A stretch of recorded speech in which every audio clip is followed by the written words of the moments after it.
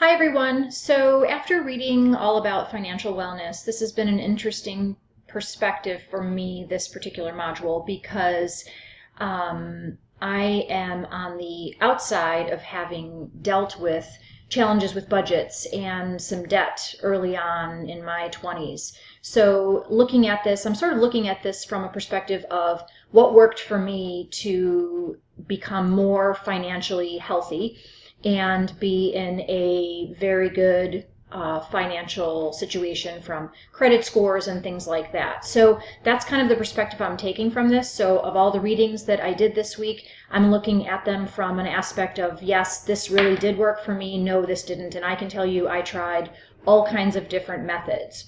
So that's how I'm looking at the readings this week. The one article that I really liked was the 20 things to do right now to improve your finances. And I made some notes because there's so much information, way too hard to memorize.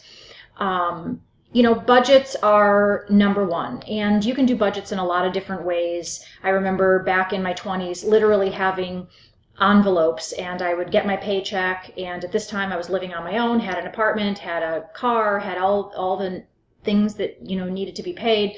And I had envelopes that were, savings and groceries and spending and gas and all these types of things. It was so basic, but I would have cash in there, and when that was up, that was it for the month. So I had to do some really basic things, and I created some debt for myself because I lived on my own young, starting at 18, working full-time, going to college, community college at the time. So, I wasn't great at managing money. I wasn't taught how to manage money. It wasn't part of growing up. So I am trying to do that a little bit differently with my teenagers. So budgets are a fantastic way to do things. And I liked the different rules that they have. You can do percentages, different things like that. So it's a matter of finding what budget works for you and how to budget your money, and always remembering to save.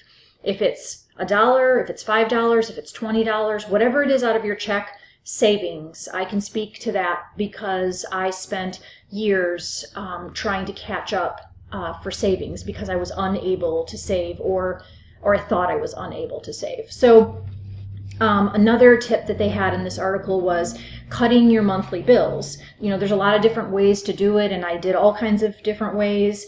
But you can work with providers for getting lower rates on things. You'd be surprised. You call the cable company, whoever is your cable company, and they don't call you when they have deals or when they have things that drop. You have to call them, and I cannot tell you how many times I would call Comcast and say, wondering, do I have the best monthly rate? And I never did. I never ever did, and I could always get a considerable amount removed. But also willing to cut out things that are unnecessary, when things are tight, like, eating out, or like I said, canceling cable, or kind of all the extra types of things, and saving them for, once in a while. Another great tip was planning monthly menus. I am a big proponent of this because you grocery shop, you're sticking to your recipes, and you're only buying what you need, and you're preparing things ahead of time. And even if you can't prepare them ahead of time, you have the groceries that you need to make these recipes. So you're staying organized, and it's not last minute, and you're not going to the store hungry and things like that, where food is expensive and we spend a lot of money on food. So the other thing is reading about and learning how to invest early in your life. When we're in our 20s or even our 30s, sometimes we think, oh, I can worry about that later, retirement, it's no big deal. You would be surprised how quickly that sneaks up on you, and saving the amount of money that you need for retirement takes a long time. So the minute you start working a job, you should be contributing to 401k as best you can, because if you do it right away, you don't have the money, so you're not missing the money per se. Another thing is obviously, paying off debt and not carrying credit card debt. That's hard. It's hard to live. Life is expensive, and, we'll say, oh, I'll just put this one thing on there and I'll pay it later.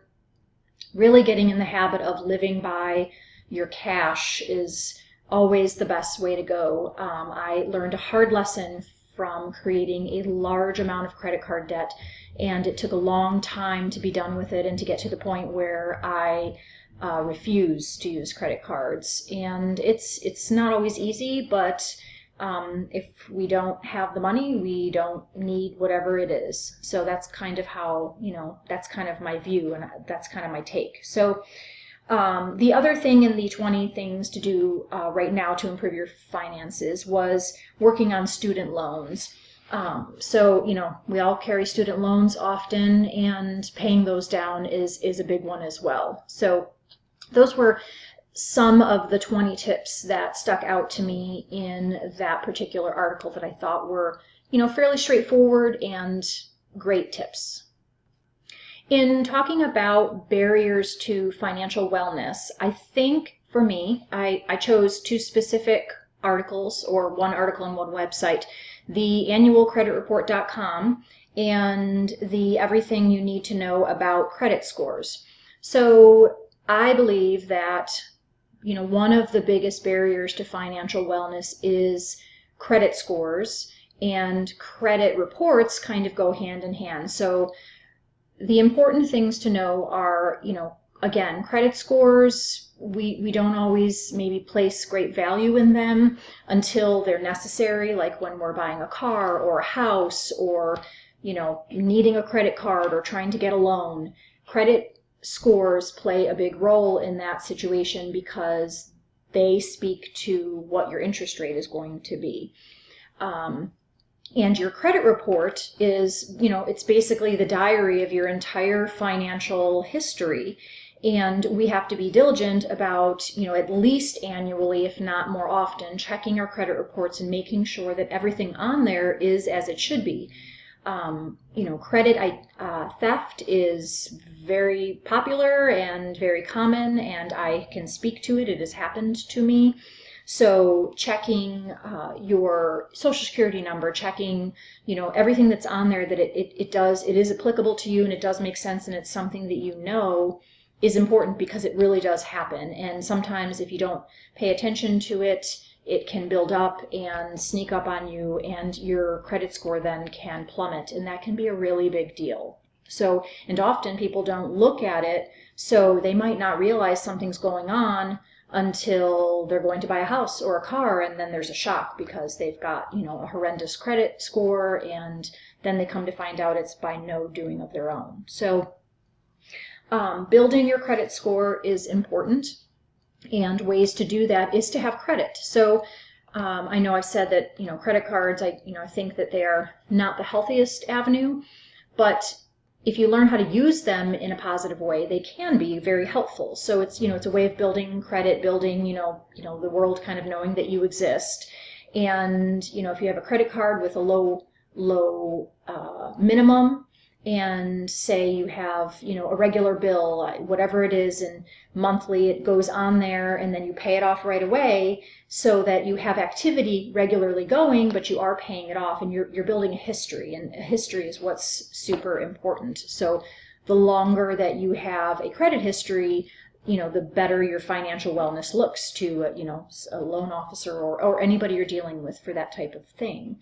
So starting that, when you're younger is super important. You can build credit through student loans and car payments and things like that as well.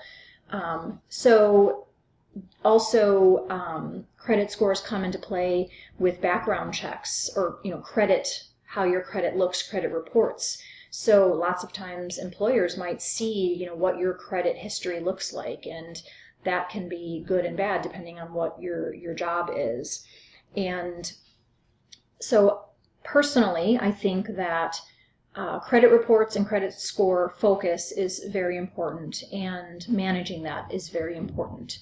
So I appreciate you guys checking out my video again, and I hope you have a great week. Thanks.